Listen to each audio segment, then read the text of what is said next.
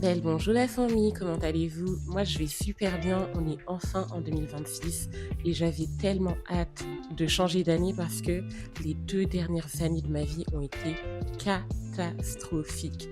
J'ai reçu quelques bénédictions, le PSG a gagné la Ligue des Champions, je prends ça pour une victoire personnelle, mais il y a pas mal d'aspects où je ne suis pas satisfaite, où j'ai fait pas mal d'erreurs et dans cette vidéo, je vais vous donner 5 conseils pour ne pas rater l'année 2026 comme j'ai raté l'année 2024 et 2025. La première erreur que vous ne devez absolument pas faire, c'est de mettre vos organes dans tout. C'est d'être hyper émotif. Moi, je suis une personne qui est très sensible, très émotif, au point où parfois je ne réfléchis pas avant de réagir à quelque chose. Je réagis à la moindre contrariété et honnêtement, ça m'a causé mais tellement de problèmes ces 2 dernières années. Et tu te dis que ça, c'est quelque chose qui se corrige avec l'âge. Absolument pas. Parce que j'ai eu 35 ans l'année dernière et ça ne s'est pas corrigé. Je pars du principe que si je pense quelque chose ou si je ressens quelque chose, j'ai le droit de le penser et de le ressentir et du coup de le partager. Sauf que les personnes qui sont en face de vous, soit elles ne sont pas disposées à le recevoir et vous pouvez pas les forcer à le recevoir, soit elles n'ont pas l'intelligence émotionnelle nécessaire, et encore, ça c'est un autre sujet, pour le recevoir. Du coup, c'est le premier conseil que je vais vous donner. Arrêtez de mettre vos organes dans tout. Parce que la plupart du temps, ça ne vaut pas le coup. La plupart du temps, la personne qui est en face de vous s'en fout.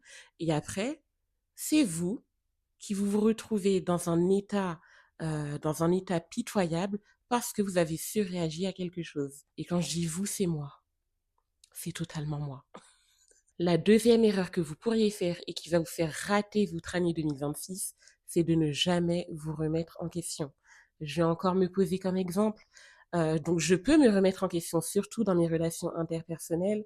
Je me remets souvent en question et je présente mes excuses quand je dois le faire. Là-dessus, il n'y a pas de souci.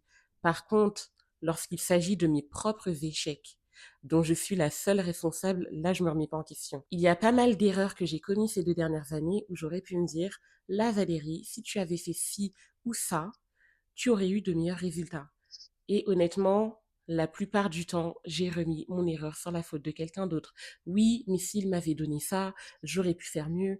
Oui, mais si l'autre, il m'avait plus encouragé, ça m'aurait donné la motivation pour faire ta. Oui, mais si j'avais pas passé une mauvaise journée, je serais allée m'entraîner, je ne serais pas rentrée chez moi pour manger un tacos 3 viandes. Enfin, voilà. Du coup, il est très important que vous vous remettiez en question et que surtout vous preniez la responsabilité de vos erreurs. La troisième erreur que j'ai faite, ça a été de trop me concentrer sur mon travail et de ne pas avoir construit un équilibre vie pro et vie perso qui allait tenir. Ces 2 dernières années, et ça fait littéralement 2 ans parce que j'ai commencé à travailler pour cette entreprise le 4 janvier 2024, mais en fait, cette entreprise-là, peu à peu, je me suis rendu compte qu'elle devenait ma vie. Et pourtant, j'ai tout fait pour ménager mon temps. C'est-à-dire que je travaille de 8 heures à 17 heures. Parfois, j'y suis même un petit peu plus tôt pour pouvoir partir plus tôt. J'ai tout fait pour avoir une routine sportive qui allait tenir le coup. Mais j'ai mis pas mal de choses de côté parce que je me suis dit, c'est bon, j'ai un travail, donc je n'ai plus besoin de faire ça, ça ou ça. J'ai mis la création de contenu de côté alors que honnêtement c'est une passion.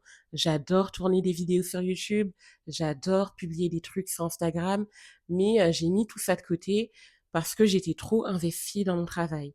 Par exemple, j'aime bien créer du contenu de qualité et ces 2 dernières années, le contenu que j'ai produit, il était mais vachement merdique. Et pourtant, j'en ai produit plein. Donc, c'est pas faute d'avoir essayé, mais à chaque fois, je me disais, bon, j'ai pas besoin de faire ça. J'ai déjà mon travail. J'ai déjà quelque chose qui paye mon loyer. Donc voilà, je vais pas m'investir dans la création de contenu. Sauf que cette année, j'ai vraiment envie de me donner la chance d'y arriver et de faire en sorte que ça fonctionne, d'investir un petit peu plus de temps dans la création de contenu et voir jusqu'à où ça peut mener. Récemment, j'ai atteint la barre des 10 000 abonnés sur Instagram.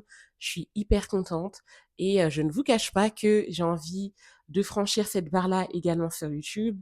Pourquoi pas sur TikTok également et de continuer à inspirer du monde grâce aux projets que je me lance, grâce aux ambitions que j'ai, grâce à ma prépa marathon, parce que oui, il y a ça du coup, grâce à ma prépa marathon et aussi grâce à la perte de poids, au poids dont je voudrais me débarrasser. La 4e erreur que j'ai faite, ça a été de compter sur les autres, de trop compter sur les autres pour construire mon propre bonheur.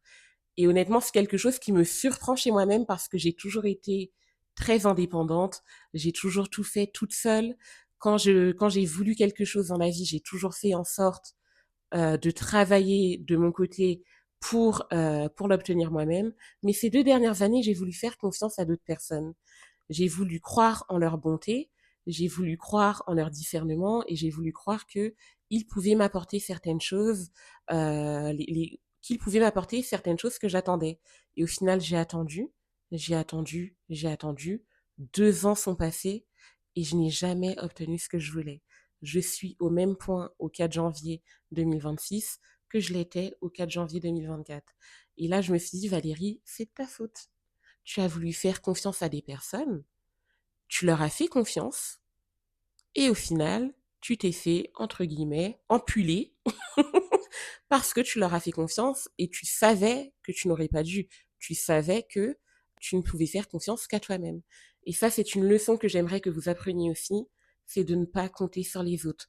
Toujours ne compter que sur soi-même, surtout lorsqu'il s'agit de construire son propre bonheur.